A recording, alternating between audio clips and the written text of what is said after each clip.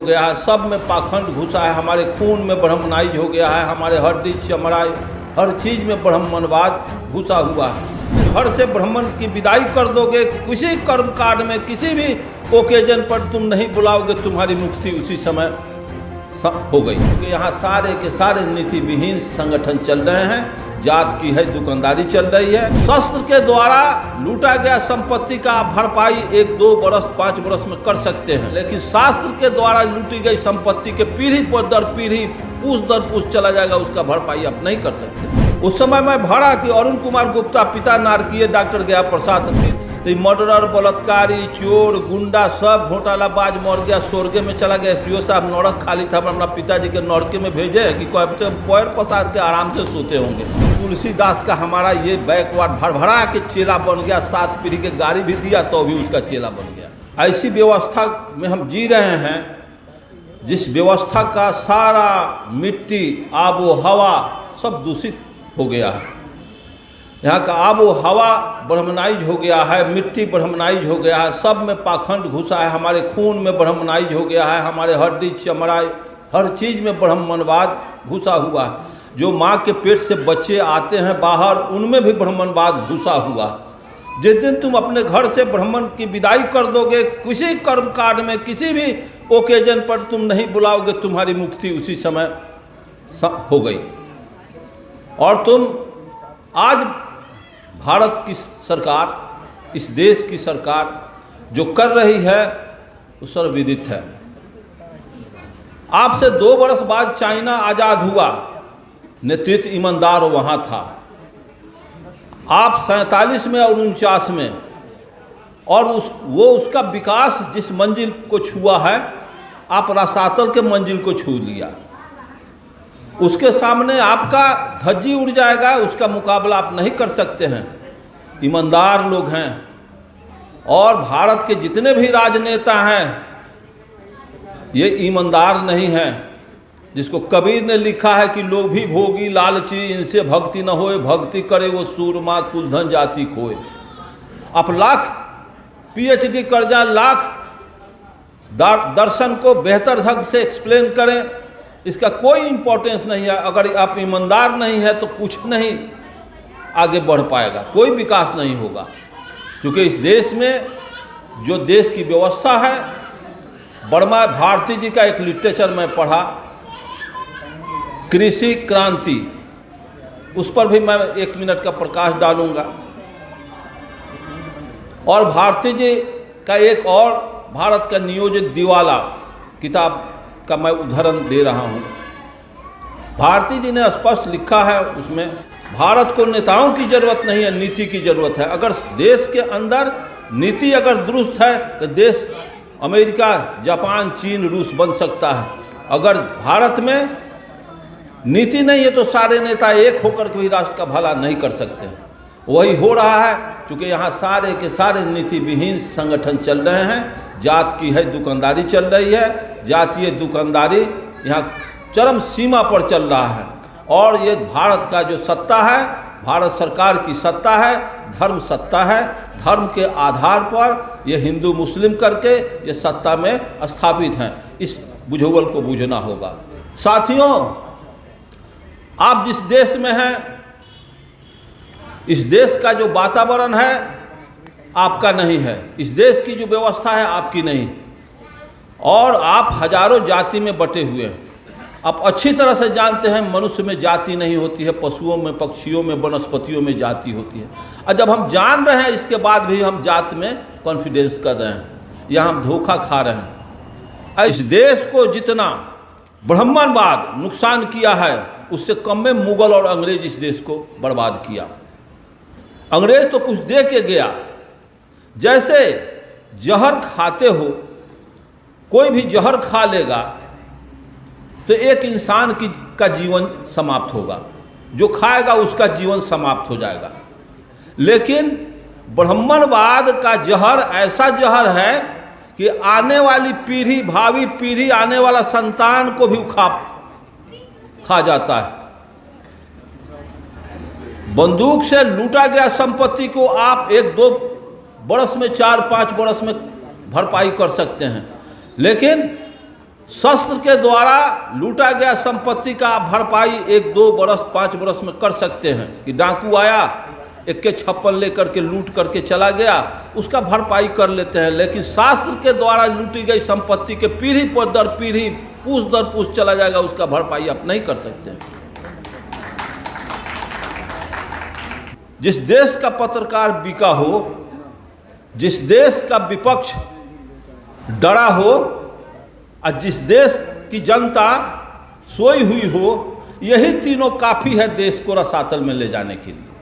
फिर इस देश को और किसी चीज़ की ज़रूरत नहीं, चूँकि यहाँ का 90% बैकवर्ड सोया हुआ है। यहाँ के 90% पुरुषार्थ मर गई है, चूँकि मस्तिष्क में तर्कविहीन बातें आ गई हैं। मस्तिष्क में हम जात पात धर्म देवी देवता भूत प्रेत का ये दुनिया भर के पाखंड मस्तिष्क में चला गया है, जिसका हम गुलाम हो गए हैं, जिसके वजह से हम सही और गलत का जजमेंट नहीं कर पाते हैं, सही गलत पर कुछ बोलना नहीं चाहते हैं। अगर आपके पड़ोस में कोई जुर्म हो रहा है तो आप उस जुर्म में अपने घर में आड़ ले लेते हैं, उस घर में हम बोल नहीं पाते हैं, उस जुर्मी के खिलाफ नहीं हम बगावत कर पाते हैं। तो इसके लिए समझ जाइए कि अगला बारी आपकी है। इस देश में कहीं कुछ हो रहा है तो बगावत का बू तक नहीं आ रहा है। सारे लोग बेईमान हो गए हैं, देश का संपूर्ण बैकवर्ड बेईमान हो गया है। सब चाहता है कि हमारे पड़ोस में भगत सिंह पैदा हो, हमारे यहाँ पैदा न हो, हमारे घर में इंजीनियर डॉक्टर ओवरसियर मास्टर पैदा हो। इस तरह की बेईमानी चलेगी? जिस घरे घरे भगत सिंह पैदा हो, जगदेव प्रसाद रामस्वरूप वर्मा पैदा हो, चौधरी महाराज सिंह भारती, ललई सिंह यादव, इन जैसे महापुरुषों का जब तक आगमन नहीं होगा, इस देश में मौलिक चेंजिंग होने वाला नहीं है।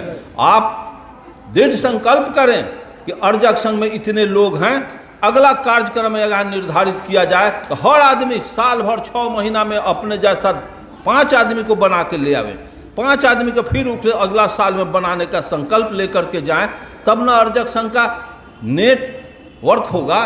जाल के तरह अर्जक संघ एक बस्ती जिला से पूरे देश में उभर जाएगा। और आप 1990 में मैं सोशी समाज दल से नामनिर्देशन किया। उस समय मैं भाड़ा कि अरुण कुमार गुप्ता पिता नारकीय डॉक्टर गया प्रसाद 3 दिन के बाद स्क्रूटनी में एसडीओ बुलाए, सभी हम लोग गए। ऐसे एसडीओ कहते हैं कि गुप्ता जी कौन है, उसी समय हमको बुझ गए कि हमारा खारिज होगा।